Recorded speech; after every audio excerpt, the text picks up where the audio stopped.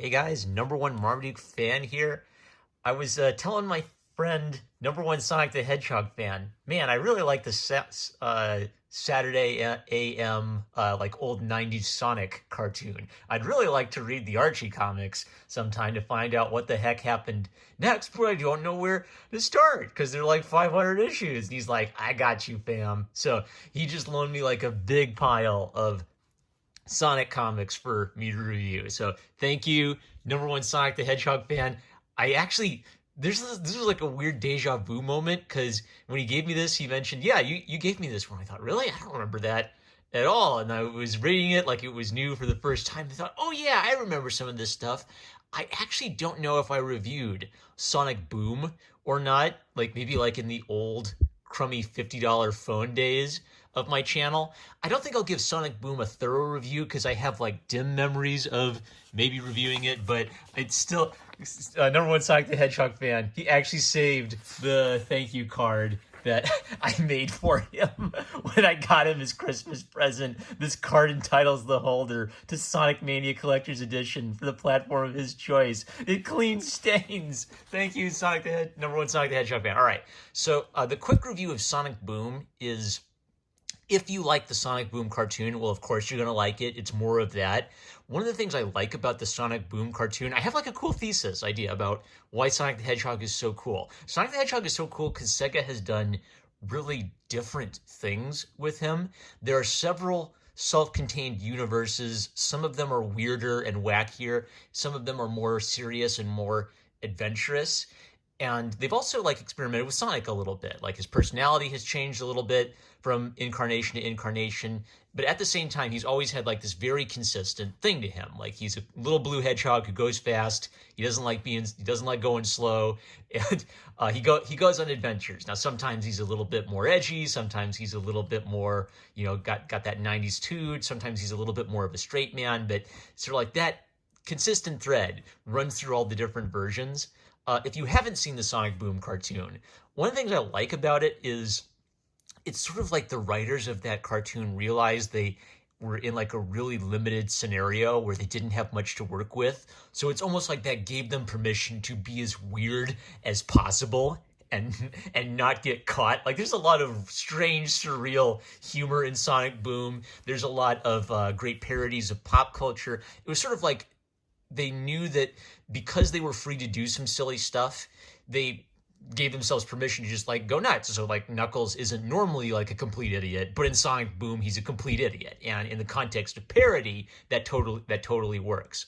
The other thing that I remembered while rereading Sonic Boom is it's a real throwback to like really early, like what would it be, like the very, very first issues of Sonic the Hedgehog, like even before the cartoon continuity started coming into it. Like the very, very first stories about Sonic were these very simple, very funny and silly stories where they do things like Sonic would be on the cover and said, "Hey kids, we checked out all the other comic book covers and this is the only cool one. Get this one," right? Like you can always tell like when an art form is in its early days or when they're marketing to kids. One of the first things they always try to do is break the fourth wall or play around with the conventions of the medium a little bit. And one of the things they did in Sonic Boom is they sort of played with the old gag of every time they introduce themselves, they do the logo and the trademark as a thing, which is something they literally did in the old Archie comics. So I guess if you haven't watched Sonic Boom, check it out. It's a fun, weird show. But if you just like weird, silly parodies, I think you're going to dig it. And also, if maybe you don't like weird, silly parodies, a lot of the talent on this, like Ian Flynn and Evan Stanley, would go on to do a lot of the art and writing for the IDW series. So if you're digging the IDW series, I think you'd get a kick out of seeing the same creative talent behind the IDW series, which is a little bit more serious, doing something that's a complete parody. I think this might have been a last hurrah for the Archie comics before Archie lost the license to the Sonic characters. But it's a really beautifully drawn and very funny book that's a great callback to kind of like old, silly, fun Sonic comics. So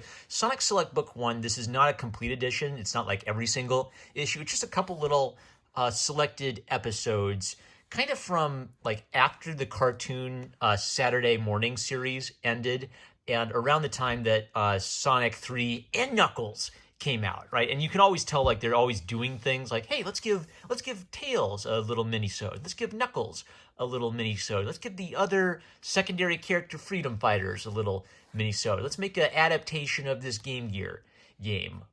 What's his name? The Weasel. I forgot his name. Knack the Weasel, right?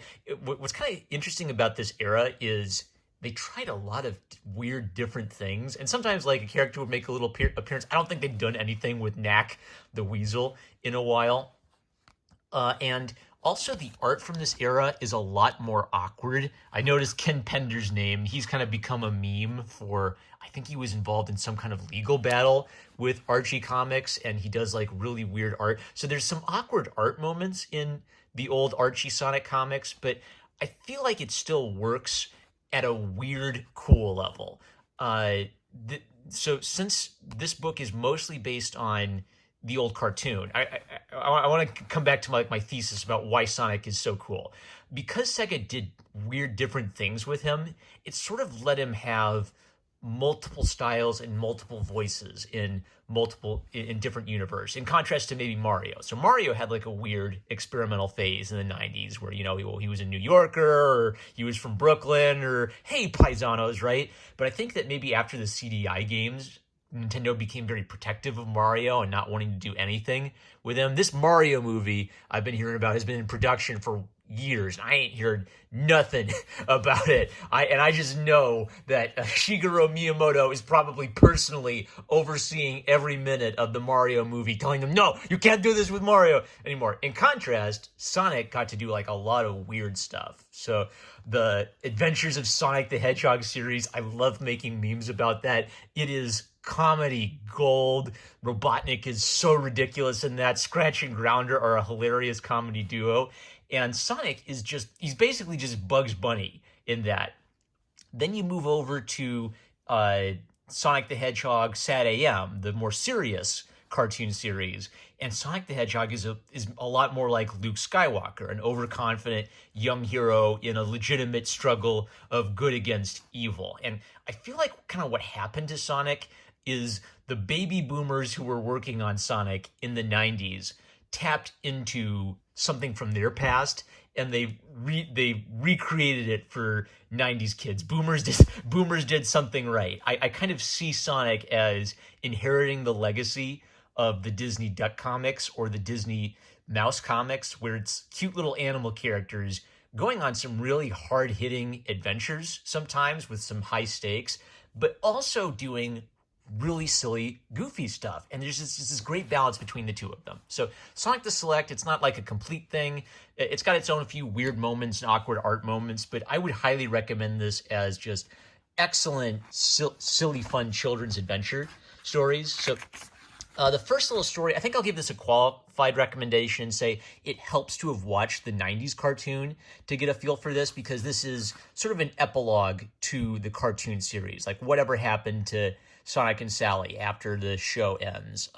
They also do some fun things like, what is the origin story of Sally's vest and Sally's computer Nicole, which seems to have like a personality of its own, right? So you can tell that the comic writers are trying to say, okay, we've got this cool cartoon series, let's flesh it out. Let's find some answers to some questions that were never answered. You can kind of tell, like in the cartoon series, they were sort of making it up as they were going along or trying to figure out who the character was. I'm sure there's an interview somewhere where the lead writer talked about Sega just showed him a screen of Sonic running across the level in the game, and he at first like had no clue what to do with this character, and over time he clearly fell in love with the character and basically the world they came up with out of nowhere. So I highlighted this page because this is just a good example of them just throwing a bunch of different ideas into it. Like, it's the classic setup where there's the monster and one head only tells the truth and one head only tells lies,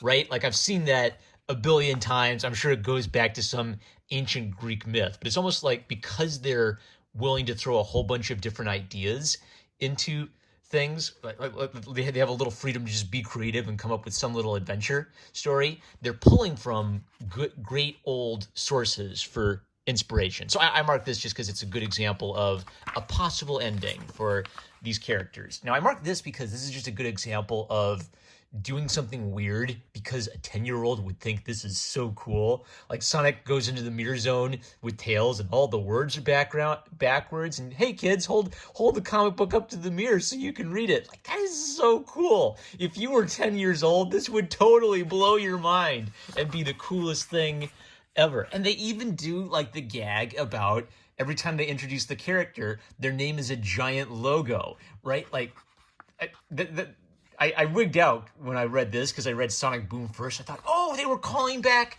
to this old stuff. That's great. All right, so Sonic and Knuckles here. Now they're having to like tie in some stuff from the video game. So, oh, Knuckles, he's the cool, edgy new tough guy who is Sonic's friend, kind of his friend, kind of his rival. Do they love each other? Do they hate each other? We don't really know for sure, right? What's neat is they're kind of like, they're mixing Knuckles into the old continuity. So like Sally and the other freedom fighters are there. And what's kind of neat about Knuckles is he still has a comedic element to him. Like, nobody gets the drop on your boy Knuckles. Do you hear me? Right? Like, he's got like this really New Yorky or Bronxy voice to him that's silly and fun in its own way, but he's not a complete rube or a complete idiot. He falls for tricks because he's a little bit isolated. Maybe he's been off on his own on his floating island for too long, right? So there's the point is he's almost like an archetypal Han Solo type character to Sonic's Luke Skywalker. So again, like awkward art moments. Sometimes I felt like with Knuckles just like on his own, it was a little bit too much of him doing hard-boiled detective story dialogue. I like Knuckles better when he has someone to work with or to play off of. But just like a really fun collection of silly adventure stories. Oh, one more thing. Most of the art struggles from this time period, you could tell they were trying to figure out how the heck to draw Sonic's hair. Like, some of them would draw it as a mohawk, like straight down the middle of his head. Some of them figured, well, no, it's more like spikes on a hedgehog. So he's got spikes on that side and spikes on that side. One of these artists, maybe it was Dave Manick, someone figured out exactly what I think, which is that Sonic's hair should look like Mickey Mouse's ears, meaning it's not supposed to be realistic. No matter what angle you see Sonic from, he always magically has 3 spikes of hair, I guess except for this front view, right? But in my opinion, that is objectively the correct way to draw Sonic the Hedgehog. No matter what angle he is, he always magically has 3 spikes because it's not 3D world, it's a 2D world. So draw him like a 2D character. All right, a very, very fun little collection, just of not of like every little adventure ever done in the Archie comics, but every adventure was fun, self-contained. It explained what you needed to know to follow the story. It would help to like watch the cartoon and get a feel for those characters. I think that's one of the best pieces of Sonic media that's been created. But all right, this was a great little intro to me to the world of the Archie comics. I'll be reviewing more of these. My Sonic the Hedgehog fan gave me like the first 7 volumes of these. So we're going to get a lot of Sonic reviews. Oh no, I didn't mark it. Somewhere Sonic has blue arms and I didn't save it. I have to show you the blue arms. Where are they? No. Okay, well, I took a picture of it. So if nothing else, I could Photoshop it right here in iMovie. I think I'll do that. There they are. I found the blue arms. Sonic's arms are blue. That's where we have to end. Where else can we end but Sonic's arms being blue? I'm #1 Marmaduke fan. I love you guys. Thanks again to #1 Sonic the Hedgehog fan. Catch you later.